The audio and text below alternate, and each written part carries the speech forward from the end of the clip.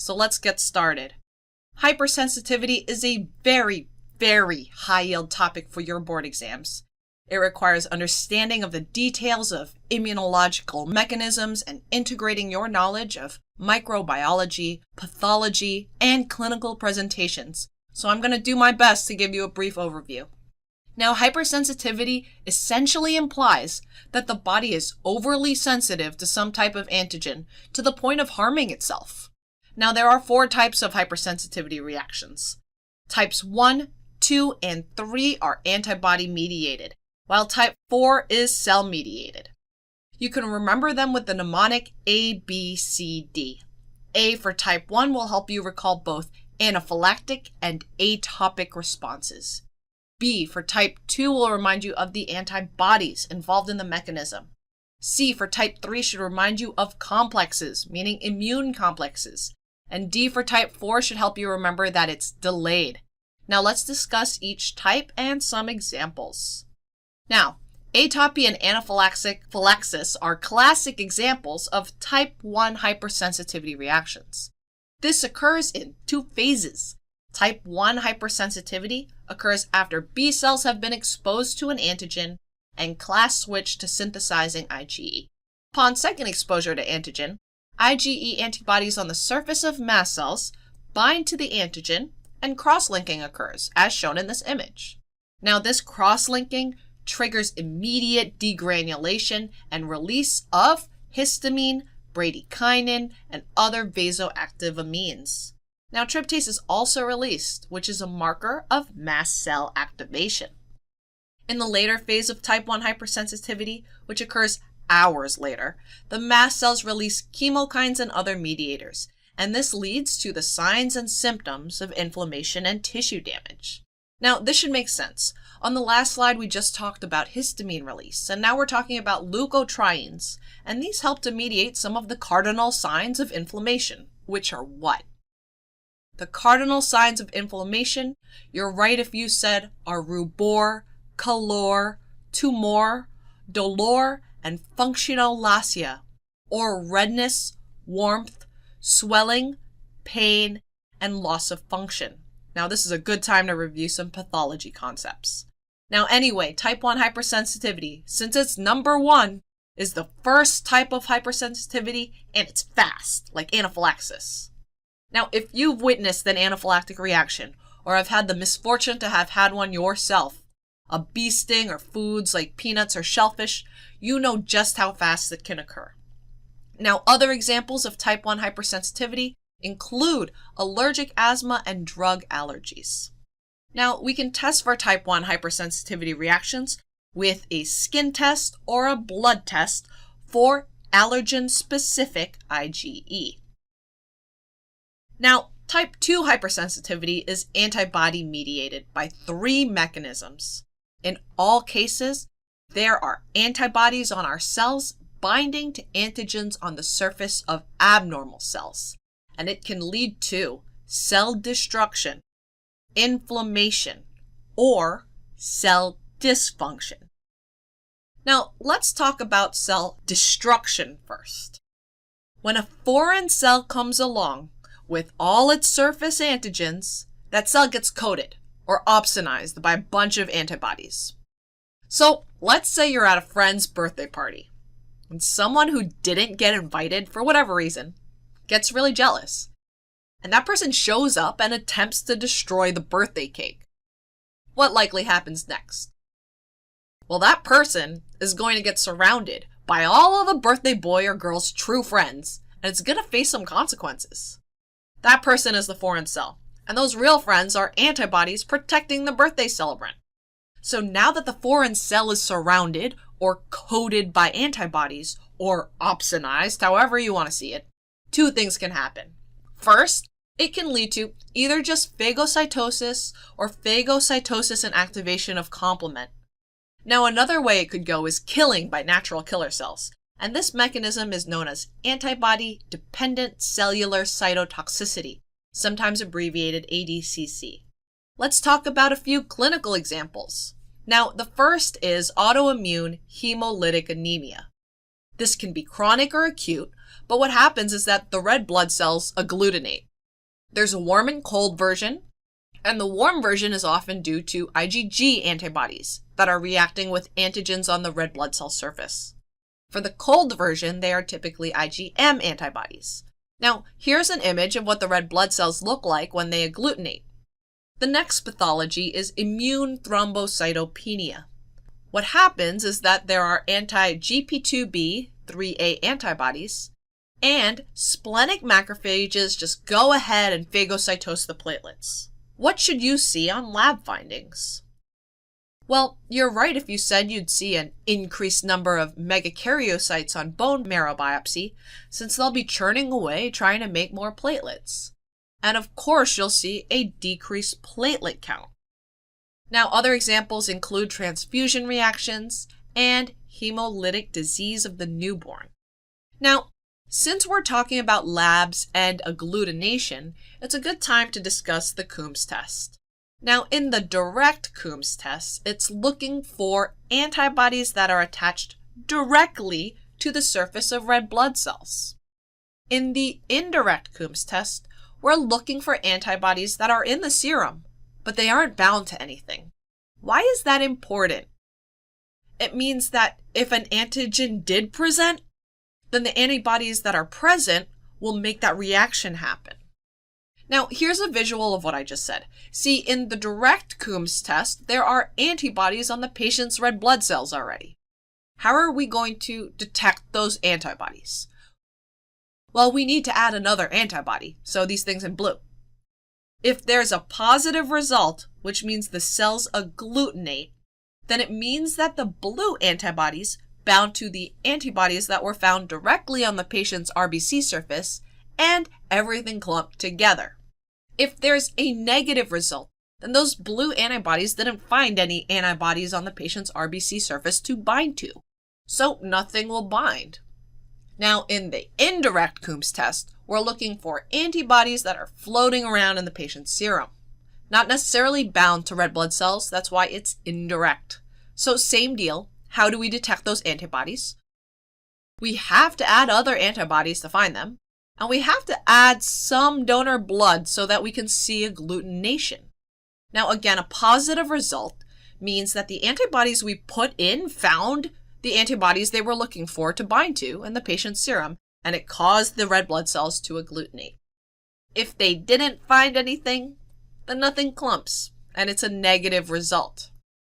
Well, now that we've discussed the mechanism of cellular destruction with phagocytosis, complement and natural killer cells, let's move on to the second mechanism for type 2 hypersensitivity, which is inflammation. As we've discussed for type 2, antibodies bind to cell surfaces, and there can be activation of the complement system. But in this mechanism, there will also be inflammation, and that is mediated by the Fc receptor.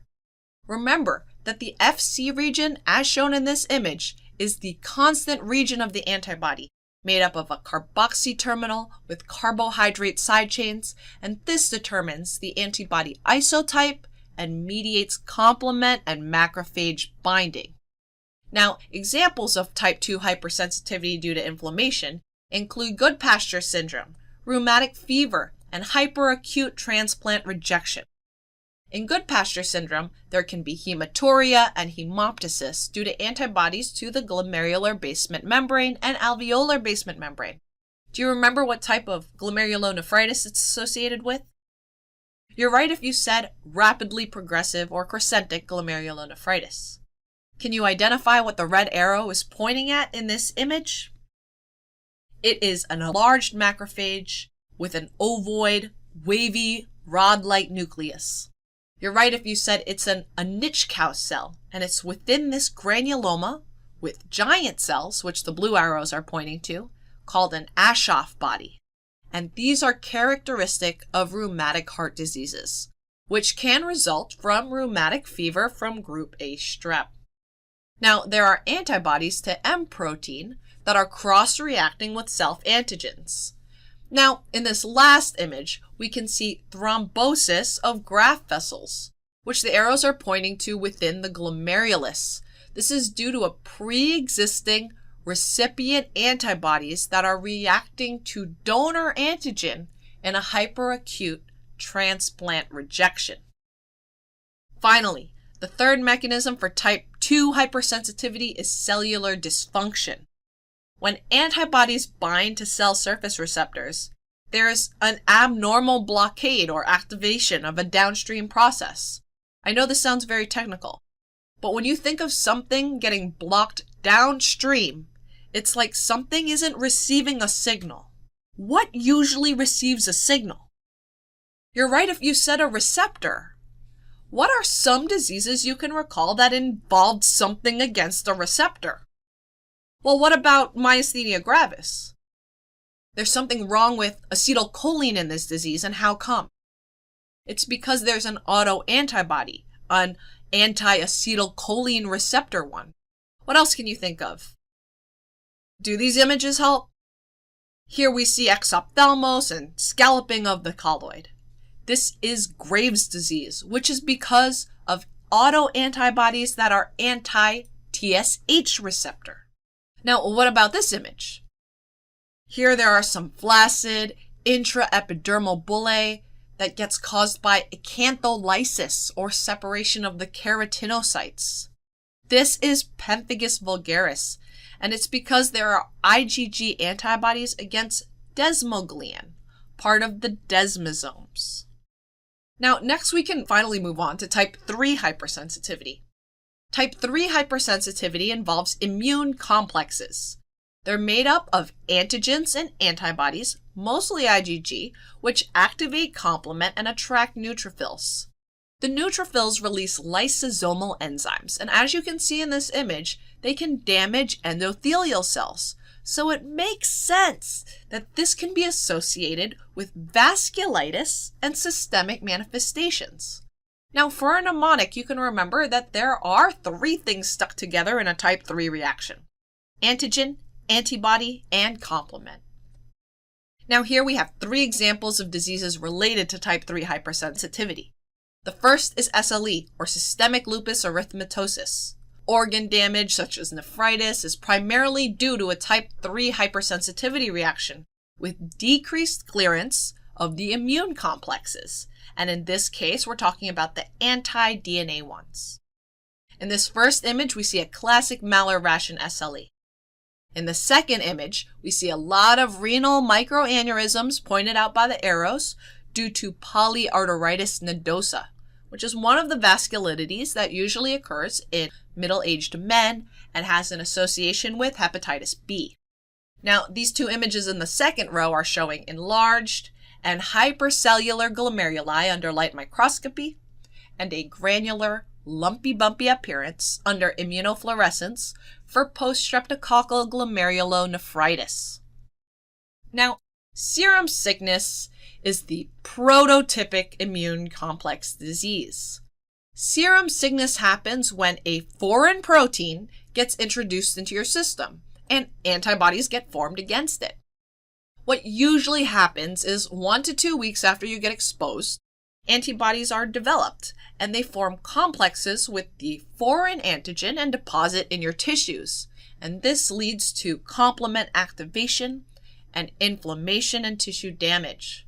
So after exposure, a patient will present with fever, urticaria, arthralgia, proteinuria, and lymphadenopathy as the complexes form and build up.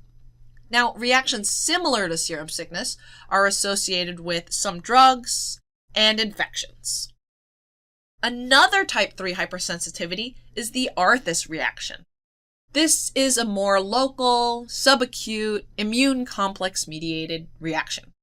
Now, when you do an intradermal injection of an antigen into a pre-sensitized individual, which means they've already been exposed and they have the circulating IgG antibodies to that antigen, then there can be the formation of immune complexes in the skin between the antigen and antibodies.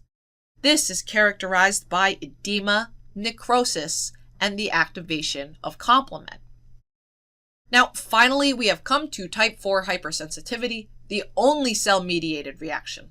Type 4 hypersensitivity has 2 mechanisms, and they both involve T cells. The first is direct cell cytotoxicity, where CD8 positive cytotoxic T cells kill targeted cells. The second is an inflammatory reaction, where effector CD4 positive T cells recognize the antigen and they release inflammation-inducing cytokines. Now, notice that I didn't mention any antibodies, like in types 1, 2, and 3. I talked about T cells, and this is why it's cell-mediated. Some examples of type 4 hypersensitivity include contact dermatitis, like from poison ivy, and graft versus host disease. There are some tests, like the PPD test for tuberculosis infection, patch testing that you can do for contact dermatitis, and the Candida skin test for T-cell immune function. Now, to remember type 4, you can remember the 4 T's: T cells, transplant rejections, TB skin tests, and touching, or contact dermatitis. Now, just as type 1 was the first and the fastest, type 4 is the fourth type and the last type, so it's delayed. So we've finally reached the end of our discussion, but let's do a quick test yourself question. Pause the video to read it on your own and think through it. A 43-year-old woman presents to her primary care physician complaining of persistent blisters that she has had now for several weeks. She reports that the blisters started on her lips and then developed on the skin and have since began to slough, resulting in open ulcers that are painful. You refer the patient to a dermatologist who performs a punch biopsy that reveals the target of the autoantibodies is desmoglein 3. Which of the following utilizes the same hypersensitivity reaction as the one this patient is experiencing?